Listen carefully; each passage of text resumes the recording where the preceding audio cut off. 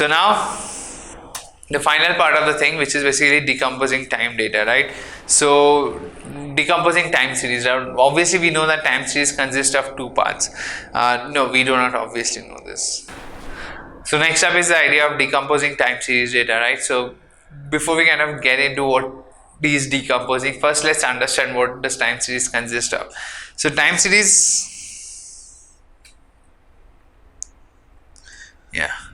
So this is your time series set. This is your time series YT, right? So that is probably given by. So what that basically consists of is basically there's an overall trend, right? So there's a particular trend. On top of that, there's some pattern which kind of gets repeated at every interval. So there's a pattern, and on top of that, there's basically something like some random error values, right? Some random values on top of that, which are basically not very significant, but basically there's some small error, some noise, right? So this is basically what is referred as a noise. So your noise is basically some random values which are distributed around zero, right? So basically this is your zero, so some values around it mostly, which are basically some random noise which could be there because of the way the data has been captured, or probably a lot of time it just just kind of there. Obviously, say if you look at stock market, right? So obviously there's some randomness in that particular data, right? How that stock behaved. So all of that is basically something that you capture here, right? So there's a noise. Apart from that noise, there's a trend, which is basically the overall movement of the data. So there's a straight line which kind of indicates if the overall trend has been increasing and at what rate, right? So it could be something like a lot less, something like this as well.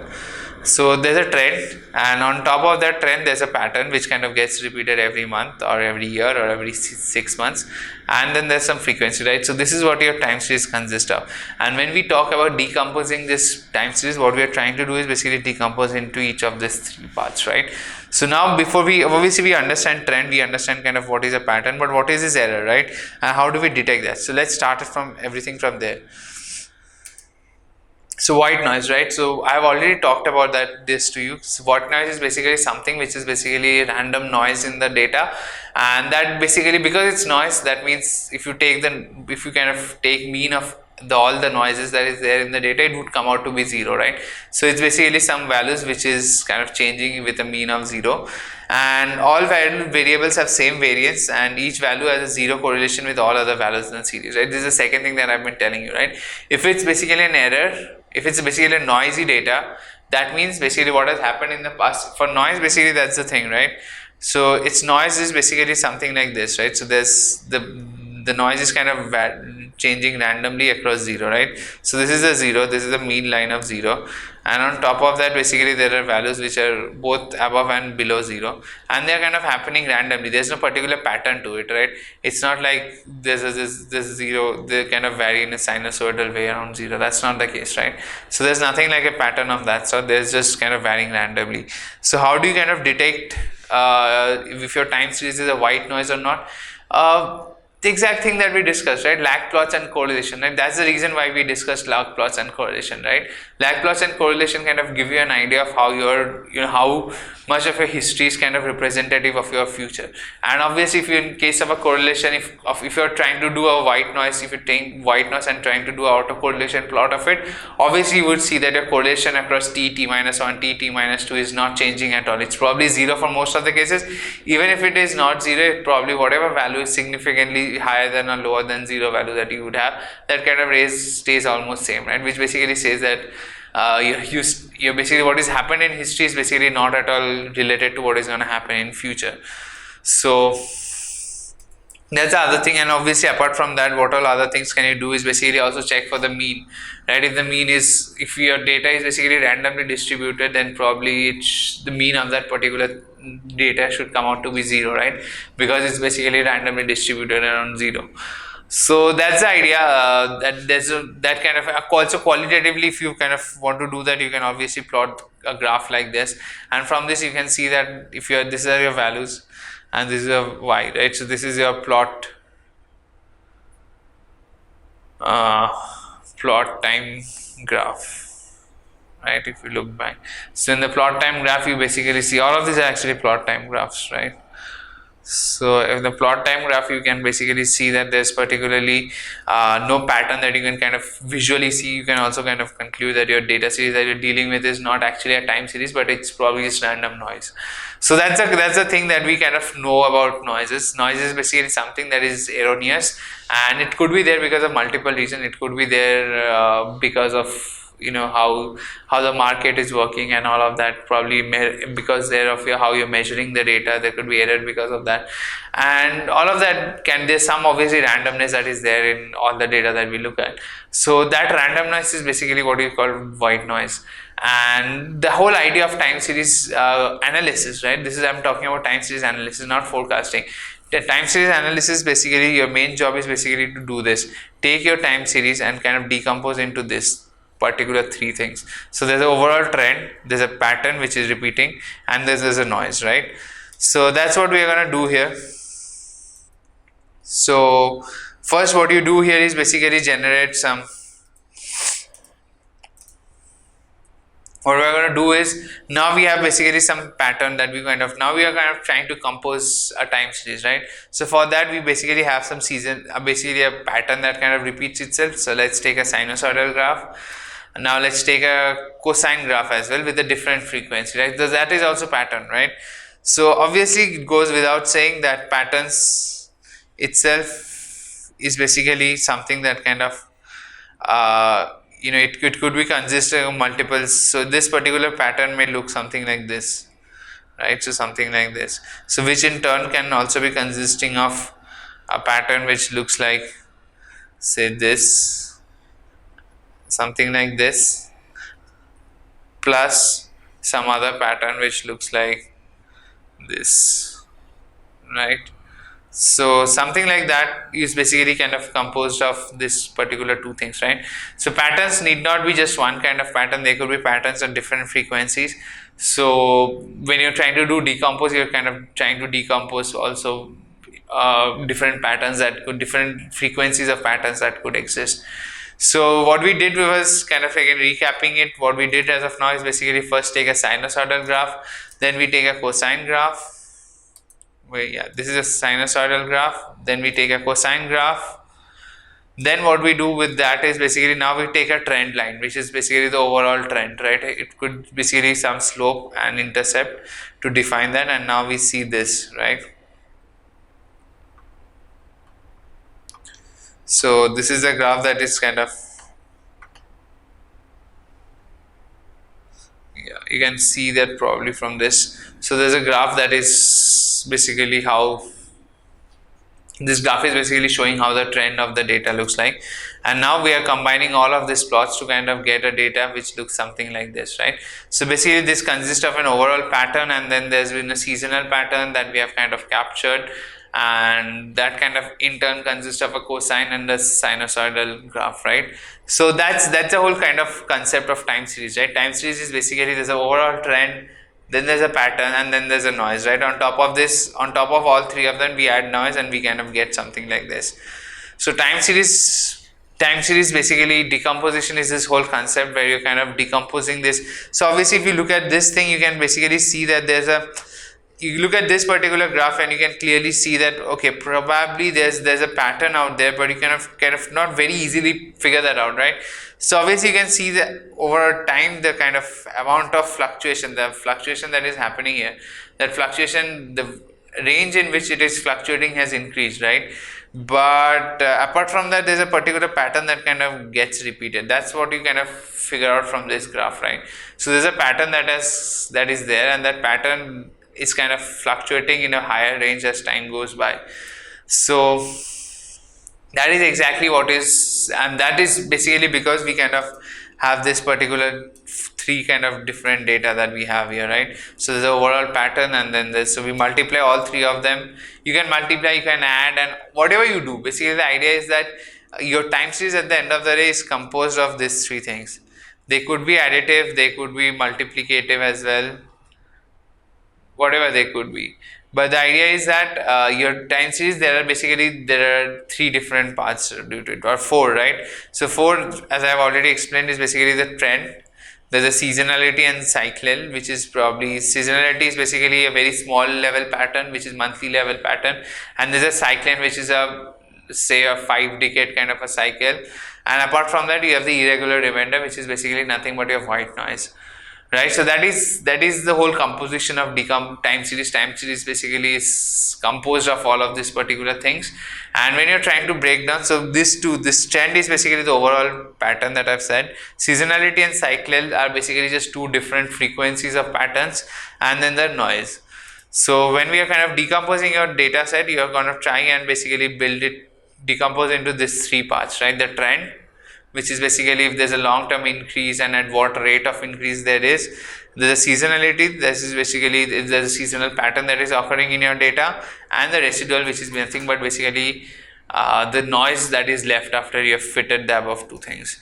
And remember, again, all of this is basically just for the sake of time series analysis. This is not much to do with forecasting. Obviously, you can use or some concepts, some intuitions from this to do forecasting, but the major idea that we are kind of focusing on is basically taking a time series and breaking up into its overall pattern. There's a pattern which repeats, and then the random noise, right? So this is your decompose. This is basically the time series that you have here, right? So what we are going to do along with it is basically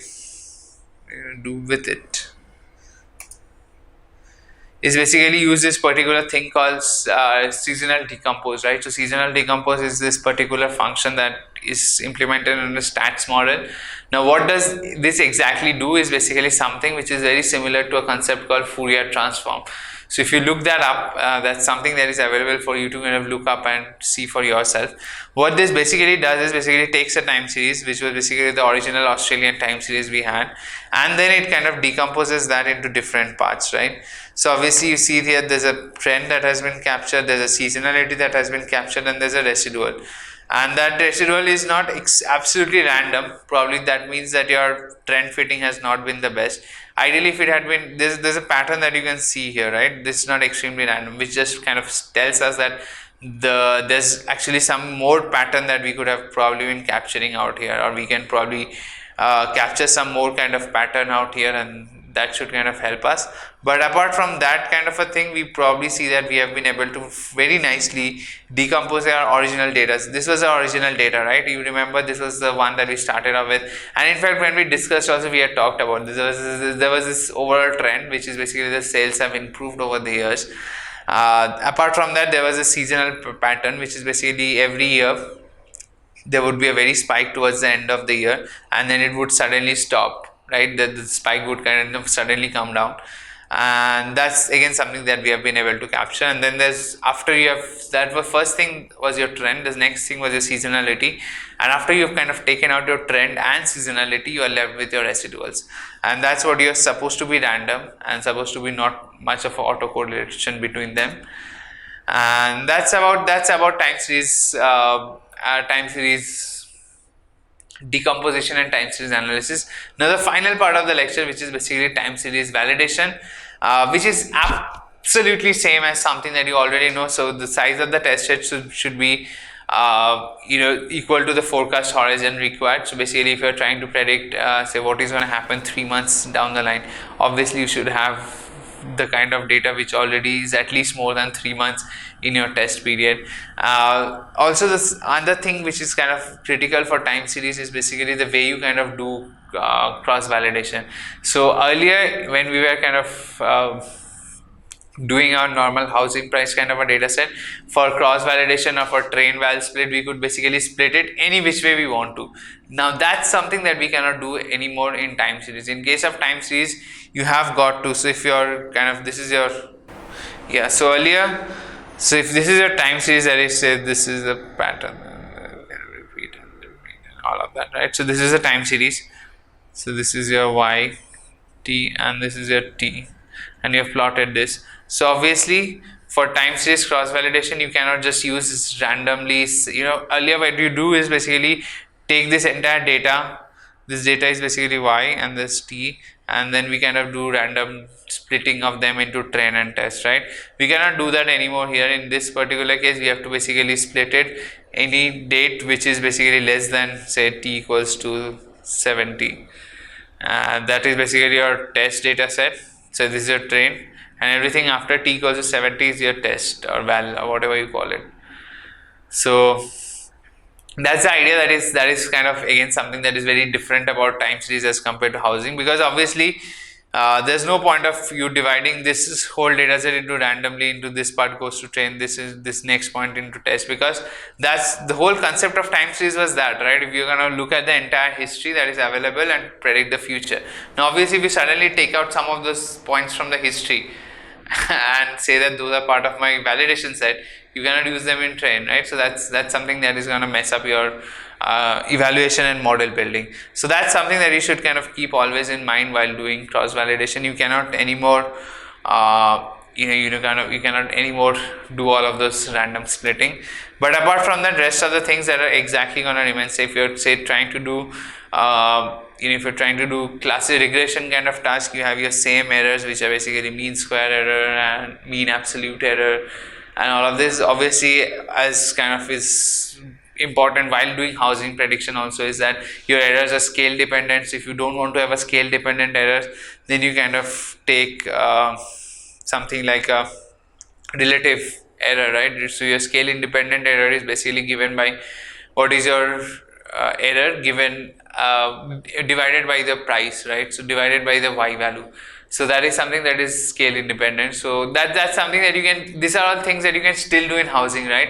So you measure your MSEs, and those MSEs are basically, obviously if your house is in the range of 10 crore and your obviously errors are going to be in the range of 0.5 crores or something. But if you're trying to predict say something like say number of runs scored by a batsman in a particular match, and that can only be 20, 40 or 100, right? It cannot really go to test. So in that case your errors are going to be in the range of 10, 5 runs, right? So in that case, if you kind of want to compare models which are across different scales, you want to use something which is scale independent. That is only under the assumption if you want to kind of compare models for these two tasks, right, which are completely unrelated. So in those kind of case, you want to have scale independent error. What you're going to do is take the error divided by y, and that's something that is scale independent. Whereas if you want to do the rest of your errors like mean square error and mean absolute error are scale dependent errors, right? So if you're predicting runs scored by a batsman in a match, obviously your scale of errors are going to be 5, 10 or maximum around that. If you're trying to predict price of a house, your value is going to be range in 50,000. Errors are going to range in value of 50,000, 1 lakh. That's the understanding that we have about errors. So that's absolutely same as what we have done in linear regression. Nothing new that we are talking about.